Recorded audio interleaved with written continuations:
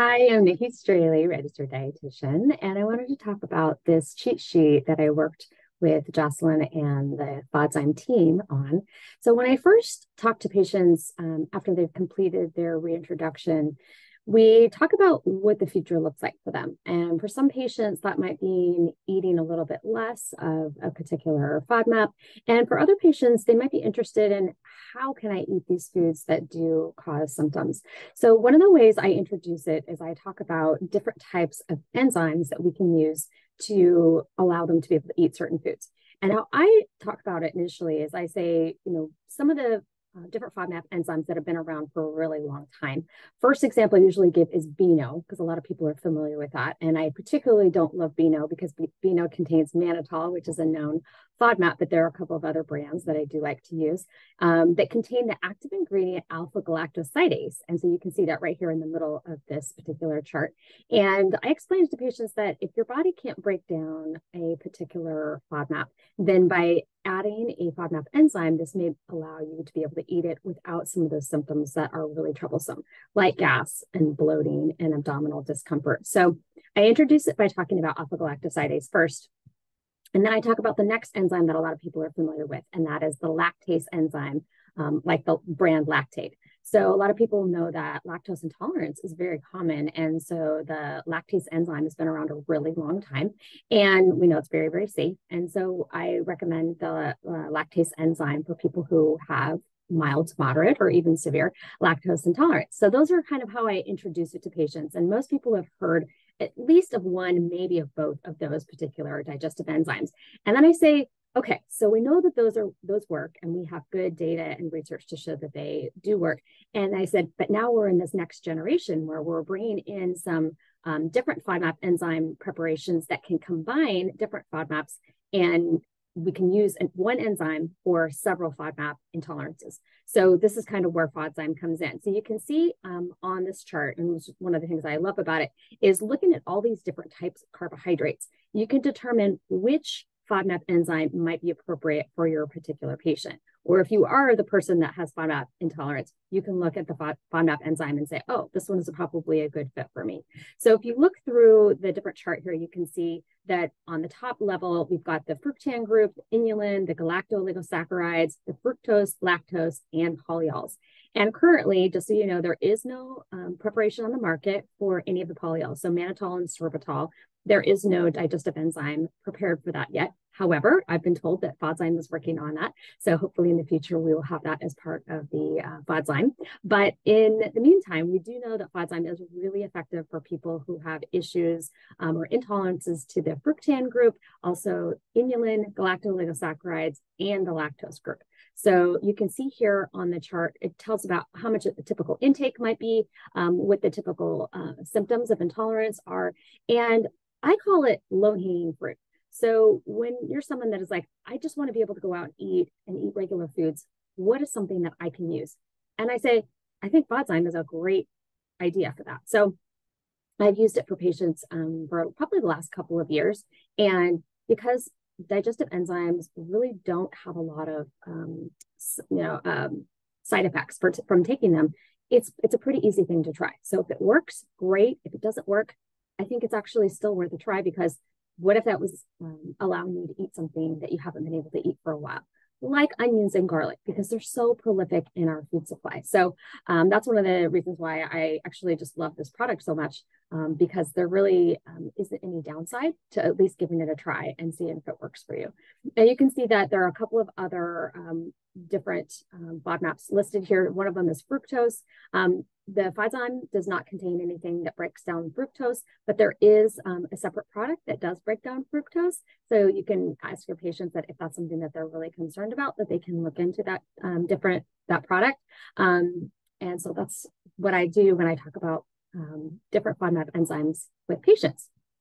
So now I wanted to talk a little bit about some case studies. So here's a patient of mine. So she's 39. She actually just recently turned 40. She has a history of H. pylori and gastric ulcers at a pretty early age. So she was only 11. She has a history of depression and anxiety, treated with medication. And she said back when she was in her 20s, she had a lot of UTIs. So she was on a lot of antibiotics during that time. So a couple of years ago, she developed severe diarrhea after they changed her meds for depression and anxiety. And she wasn't sure why medication changes would cause this symptoms. And so she started having really bad diarrhea. So she went to, it was with me, but she met with someone else, a different dietitian, and she did the low FODMAP diet from December of 2021 to February of 2022. And when she tried to do the reintroduction, she wasn't able to tolerate any of the FODMAP reintroductions. So then last summer, she was actually, that summer of the 2022, she was diagnosed with SIBO, and then she was treated with Xifaxan. And then unfortunately, when they retested her in September, her SIBO test was still positive. So then she went on another round of Xifaxan, and then she added on some herbal treatment for SIBO, and then she did the FODMAP reintroduction again. So we did use, this elimination, reintroduction, personalization, as we usually do with FODMAPs. So I came into working with her after she had been on the first round of Xifaxan, but before she had started the second round. So that's when I came into her case. And so after she did reintroduction, she found out that her major FODMAP triggers were fructans, especially wheat and garlic and onions. And she missed eating out because by this point, she hadn't really been able to eat out or go and spend time with friends and family, eating at restaurants or eating at family members' houses for quite some time. It'd been nearly a year. And so she was desperate to be able to eat some of these foods that she really missed. And so I said, hey, I think FODZYME would be an easy thing for you to try. And so I gave her some samples and she tried it and she liked it so much that she would send me an email that was titled Summer Fun with FODZYME. So that was actually a message. So I wanted to find out how she was doing because I hadn't seen her for a bit. So I sent her a message right before we met, or just right before this session. And she actually sent me this quote. And so I wanted to put it out there for you to read today. So she said, I would tell people they've got nothing to lose. It's a great option for eating normal when you go on vacation, you're traveling, or you want to take a break from eating low FODMAP. Occasionally, I will have a mild reaction to taking it, but she said she called it abnormal bowel movements, but she said it's nothing compared to my usual symptoms. I can finally show up to holidays and parties and eat what everyone else is eating and not have to prepare myself a whole separate meal. It's been a lifesaver. And she just has messaged me several times saying how much she really likes using FODZYME because it really has allowed her a little bit more freedom in her eating. Now, another case study that I wanted to share with you was a different patient. So this is a 79-year-old female. She has a history of binge eating, and this is her words, not mine. So she's not been formally diagnosed with an eating disorder. She has a history of alternating diarrhea, constipation, bloating, and gastroesophageal reflux disease. She was diagnosed with SIBO. This is really interesting. In February, so she took the test in February of 2022, but it took until October or November of 2022 for the doctor to actually look at, interpret, and give the patient the results. So that whole time she had SIBO and nothing was done about it. So during that time, she was miserable. She felt terrible. So we did FODMAP elimination, we did reintroduction, and she was another person that didn't really tolerate reintroduction, probably because she still had SIBO at that time. So one of the things that we did is we switched from psyllium to sun fiber. I don't know if you've seen it, but there's a little bit of research that shows that people that take sun fiber during SIBO treatment can benefit from, they had more resolution of their SIBO when they were taking the sun fiber during treatment, during the Xifaxan treatment. So I did switch her from psyllium to sun fiber. She was treated for SIBO. Then she started binging again. So that was kind of a problem. And then we also suggested adding FODZYME because there were still a few foods that she wasn't able to eat.